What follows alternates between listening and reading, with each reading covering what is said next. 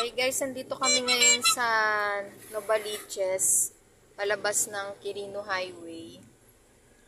Ang liit lang ng daan dito, main road to, kaya maraming dumadaan, mga truck, private na kotse, mga tricycle, motor.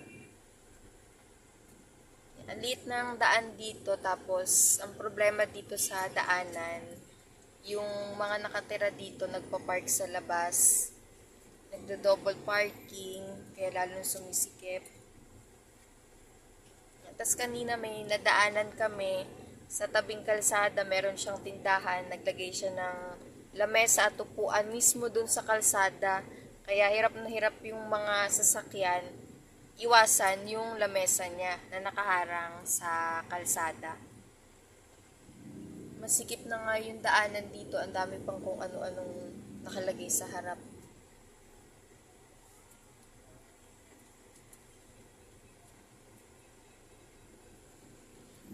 Mahirap dito pag mayroon kang kasalubong na mga truck.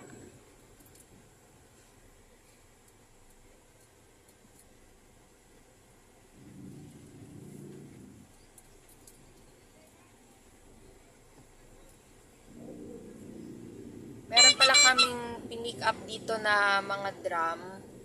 Dadali namin to sa Taytay. Ayan, tulad nito guys. So, dito siya. Malamang dito lang nakatira yan.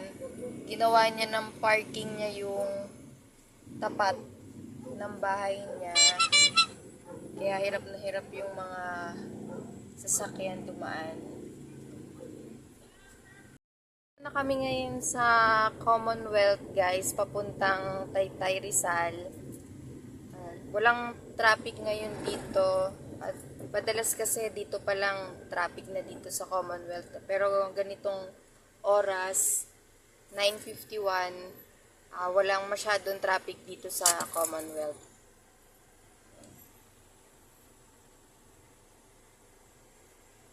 Yung pinick up pala namin sa Novaliches guys, mga drum siya ng margarine, 10 peraso.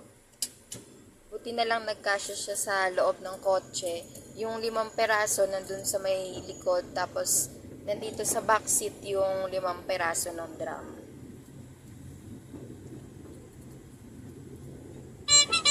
Buti na lang walang masyadong traffic ngayon dito sa Commonwealth.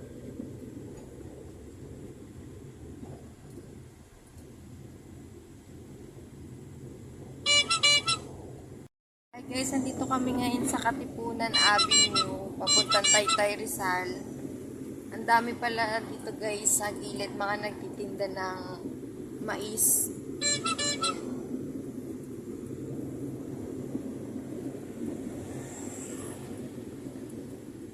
Walang traffic ngayon dito sa Katipunan Avenue. Tuloy-tuloy lang yung biyahe namin. 53 minutes na lang, nandun na kami sa Taytay Rizal.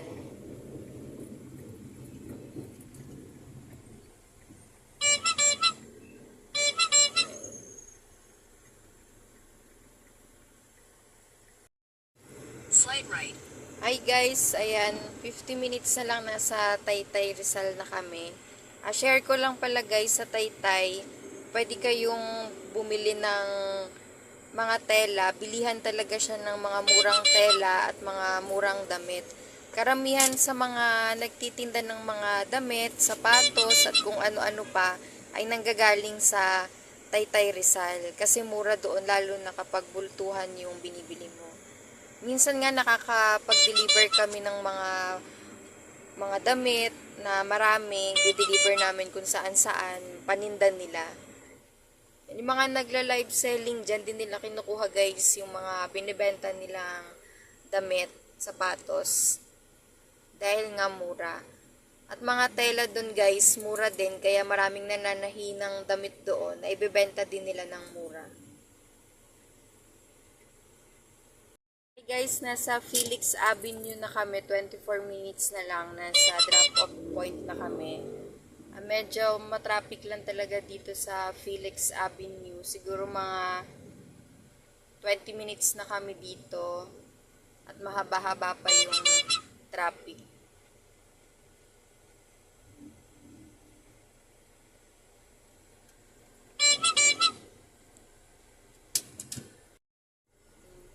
Hi guys, may nakita lang kaming jeep dito sa Felix Avenue. Yan, yung mga ganyang jeep, sabi ng asawa ko, gawa daw yan ng Santo Tomas, Pampanga. Siguro yung may-ari nito galing pa silang Pampanga. Ang ganda nung jeep guys kasi mahaba siya. Saka pwede daw niyan makabili yung naka-aircon na klase. Itong jeep na to, wala siyang aircon. Pero kung gusto mo daw na may aircon, meron din naman silang binibentang may aircon na jeep.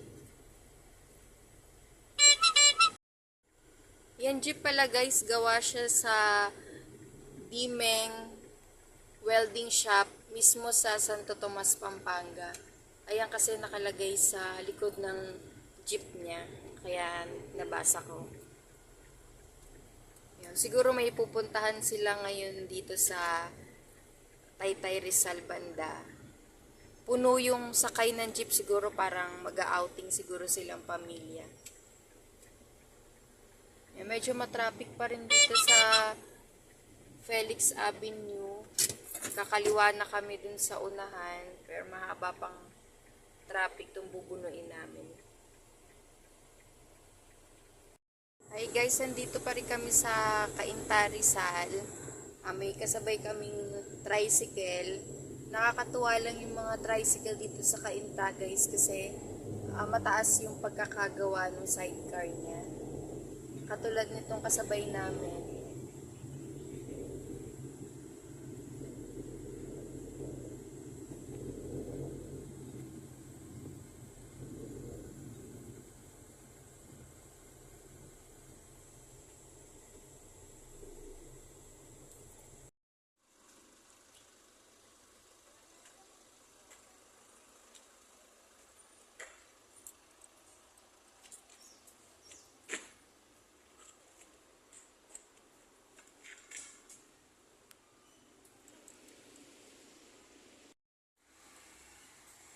Hi guys, nandito na kami ngayon sa drop-off area.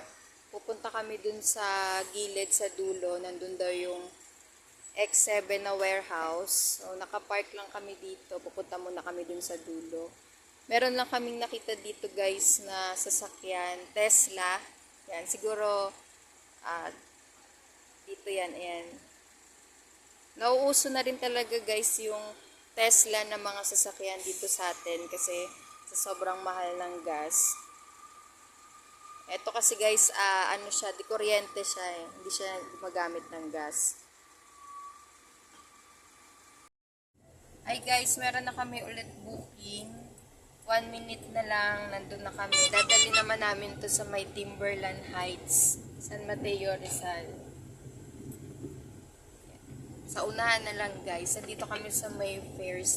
Your destination is on the Ayan, left. nandito na daw kami. Yan, ito atang warehouse na to.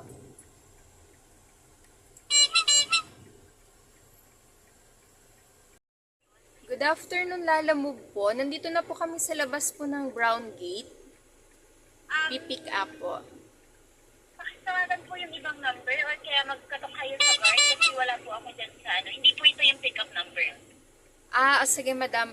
Punta na lang po ako sa guard. Thank you po. Okay. Katok na lang po kayo doon sa ano, sa gate. May Sige. guard naman po doon. Sige po. Kayo mag-guard. Sige Thank madam. you. Thank you. Thank you. Bye-bye po. Thank you po.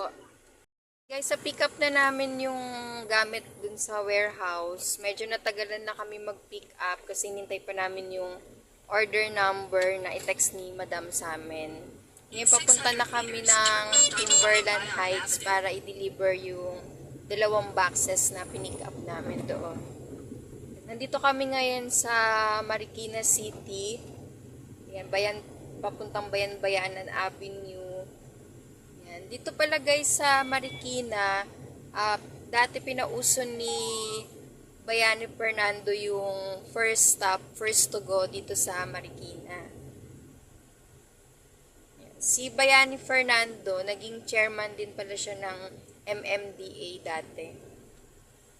Hanggang ngayon, ganun pa rin dito sa Marikina, first stop, first to go.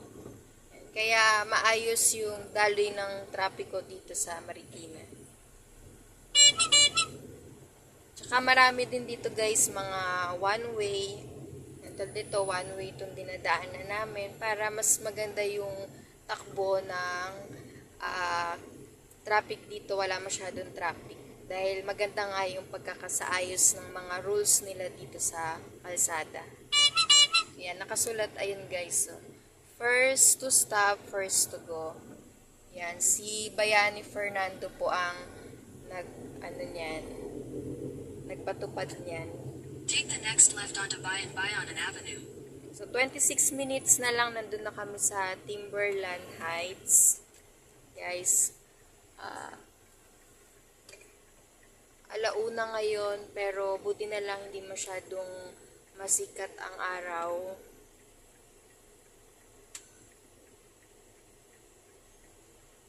Paliko na kami ng Bayan Avenue. Dito yan sa Marikina. Concepcion, Marikina. Dito rin pala guys yung balita ngayon na sunog. Dito yun sa Barangay Concepcion, Marikina. Ayon sa narinig namin sa balita, 3 yung namatay dun sa residential na nasunog dito sa Concepcion, Marikina. Ito yung simbahan dito sa Marikina guys. Immaculate Conception Parish Church.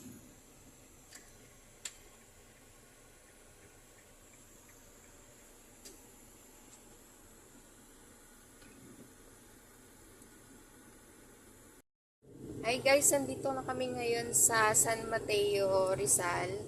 Ito nga pala guys yung bagong daanan papuntang Timberland Heights. Maganda dito dumaan guys kasi wala masyadong traffic, tsaka maluwag yung kalsada, wala masyadong dumadaan. Kaya mas mabilis dumaan ngayon dito.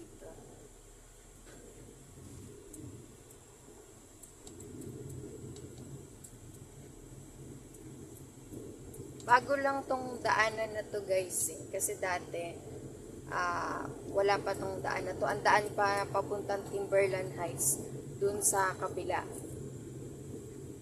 Maraming palengke ka pang dadaanan. Dito itong daan na to, isang diretsyo na lang to. Wala kang dadaan ng traffic.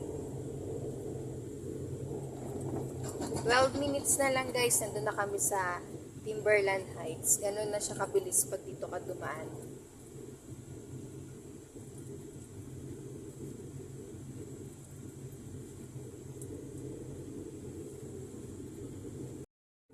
Yan guys, malapit na kami sa Timberland Heights. 7 minutes na lang nandun na kami. Nandito na kami ngayon sa Zigzag Road, paakyat ng Timberland Heights. Maganda rin pala yung view dito guys, parang pakiramdam mo nasa Baguio ka rin. Kasi kita mo na dito yung mga bundok.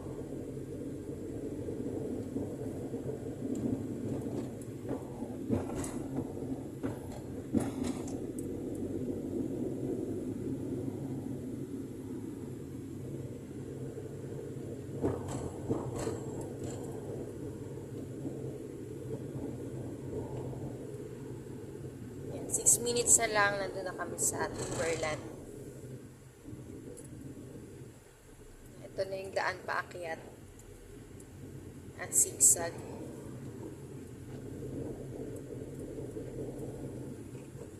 Ito guys, ito yung daan na paakyat.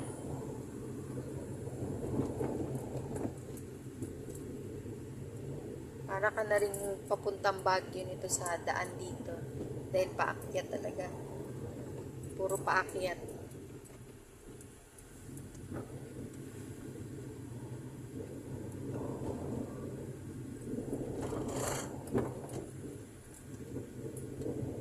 Ma 5 minutes pa guys yung tatakbuhin namin na puro ganito yung daan dito paakyat ng Timberland Heights. Ito paakyat ulit. Puro paakyat na matarik pala papunta dito sa Timberland.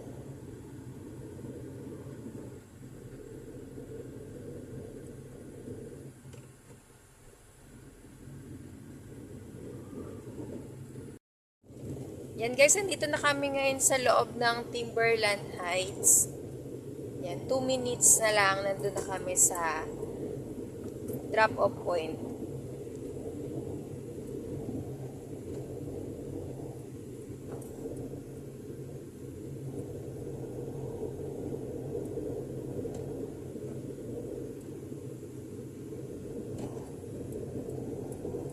Yan, 1 minute na lang. Puro paakyat lang yung kalsada dito guys, papunta doon. Yan, ito mahabang akyatan.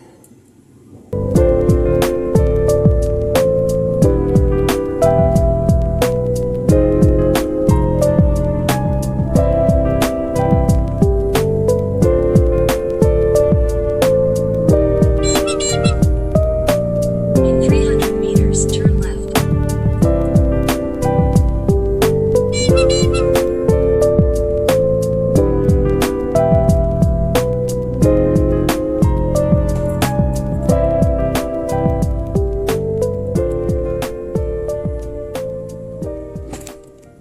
Hey guys, good evening. Nandito kami ngayon sa Greenwoods Executive Village dito sa Cainta, Rizal.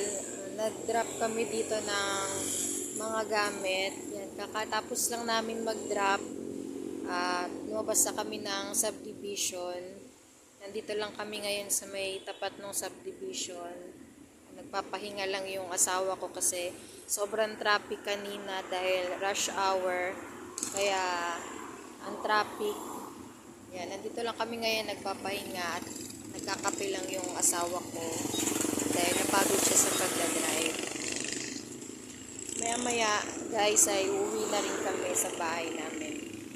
Yan. Thank you pala guys sa mga nanood ng mga vlog namin at sa mga nanonood ng vlog namin.